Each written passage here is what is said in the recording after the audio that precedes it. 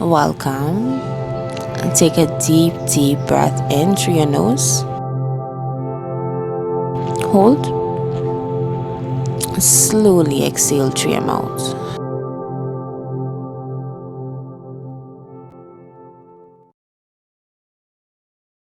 Welcome to my channel. I am Angelina, and today we are reading Napoleon Hill's book, Think and Grow Rich. So in this chapter, we are on persistence. Persistence is so crucial because we have to understand that sometimes we have to fail our way to success. And in order to get through those failures, you must be persistent. So persistence, Think and Grow Rich by Napoleon Hill. So this is actually the 9th chapter. We have been reading Think and Grow Rich for the past few weeks, and we have been learning so much. Check those videos out. Definitely check it out. And so yeah, let's go. Persistence is an essential factor in the procedure of transmuting desire into its monetary equivalent. The basis of persistence is the power of will. Willpower and desire, when properly combined, make an irresistible pair. Men who accumulate great fortunes are generally known as cold-blooded and sometimes ruthless. Often they are misunderstood. What they have is willpower, which they mix with persistence and place back of their desires to ensure the attainment of their objectives. The majority of people are ready to throw their arms and purposes overboard and give up at the first sign of opposition or misfortune. If you carry on despite all opposition until they attain their goal, there may be no heroic connotation to the word persistence, but the quality is to the character of man what carbon is to steel. The building of a fortune generally involves the application of the entire 13 factors of this philosophy. The principles must be understood. They must be applied with persistence by all who accumulate money. Your test of persistence. If you are following this book with the intention of applying the knowledge it conveys, your first test is as to your persistence will come when you begin to follow the 6 steps described in the 2nd chapter. Unless you are one out of the 2 out of every 100 who already have a definite goal at which you are aiming and a definite plan for its attainment, you may read the instructions and then pass on with your daily routine and never comply with those instructions. Lack of persistence is one of the major causes of failure.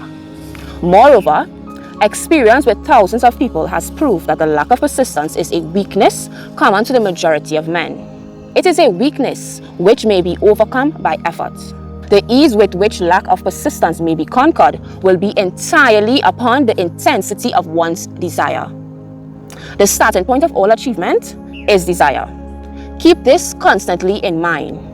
Weak desires bring weak results, just as a small amount of fire makes a small amount of heat. If you find yourself lacking in persistence, this weakness may be remedied by building a stronger fire under your desires.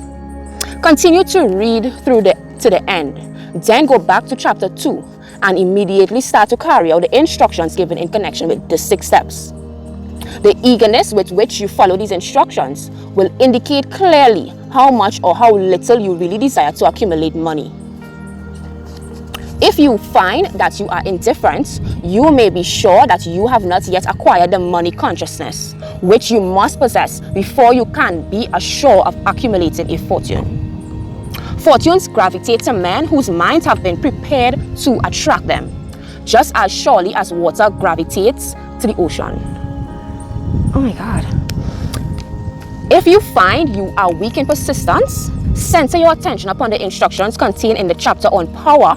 Surround yourself with a mastermind group, and through the cooperative efforts of the members of this group, you can develop persistence. You will find additional instructions for the development of persistence in the chapters on autosuggestion and the subconscious mind. Follow the instructions outlined in these chapters until your habits nature hands over to your subconscious mind a clear picture of the object of your desire. I want to read that again.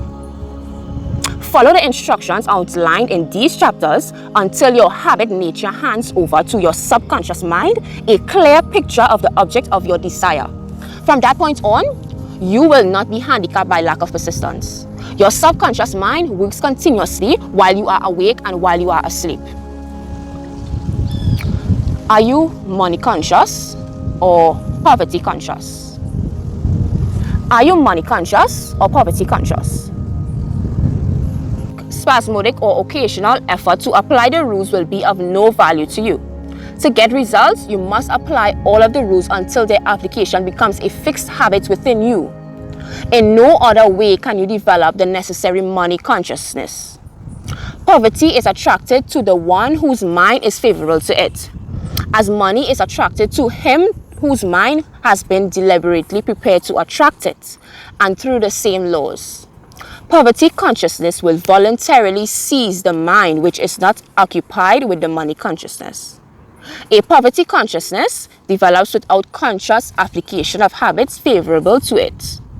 The money consciousness must be created to order unless one is born with such a consciousness. Climb over your failures. There are no exceptions to this rule.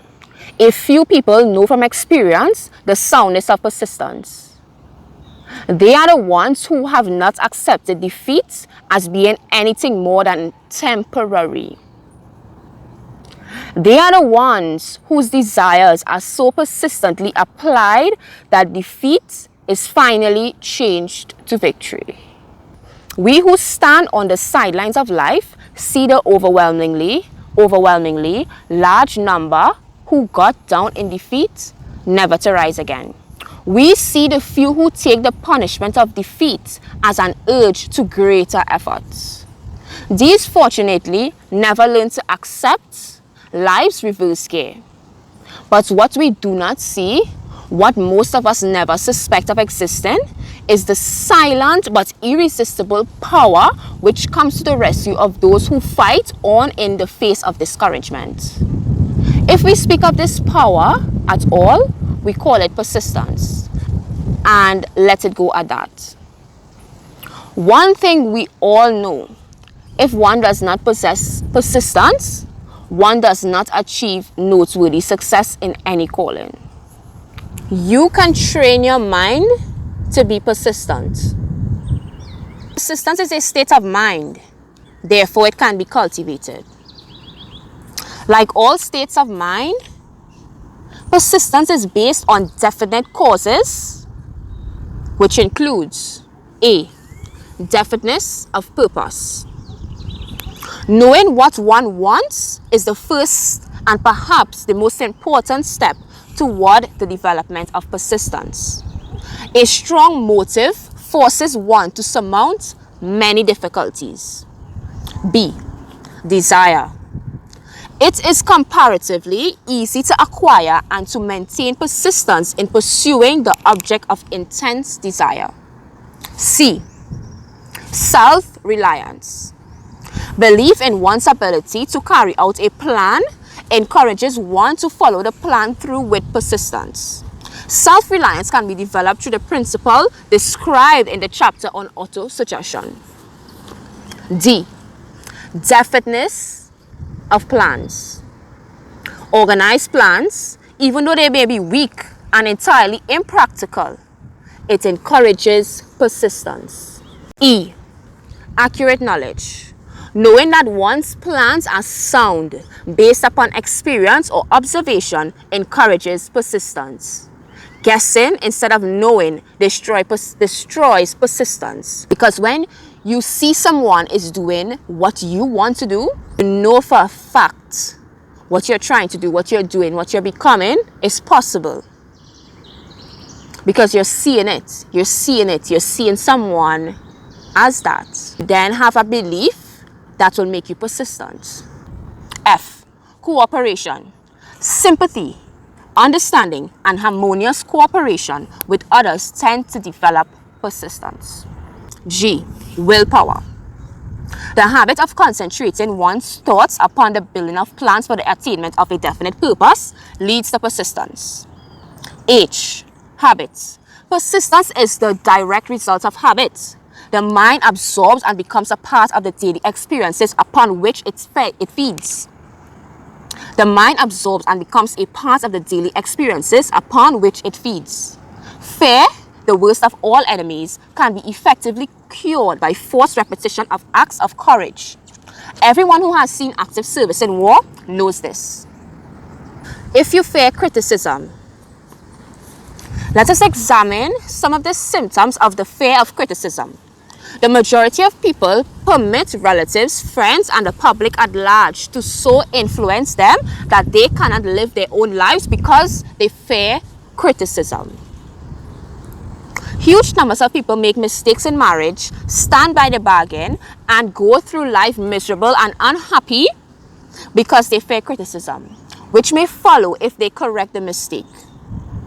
Anyone who has submitted to this form of fear knows the irreparable damage it does by destroying one's ambition and the desire to achieve. Millions of people neglect to acquire belated educations after having left school because they fear criticism. Countless numbers of men and women, both young and old, permit relatives to wreck their lives in the name of duty because they fear criticism. Duty does not require any person to submit to the destruction of his personal ambitions and the right to live his own life in his own way. Yes. People refuse to take chances in business because they fear the criticism which may follow if they fail. The fear of criticism in such cases is stronger than the desire for success. Wow. So if your fear of criticism is bigger than your fear of being unsuccessful, you will never be successful if you do that. If you fear criticism, if you care what people think of you too much, you will never have success. That's what that means. How to stop caring what other people think of you. Check out that video. Yeah. How to stop giving a F. Yeah. Anyway, let's move on. Ooh, so that's it for today's reading. It was so deep. To me, it was very, very deep. And I'm really seeing how important it is for people to not care what other people think of them.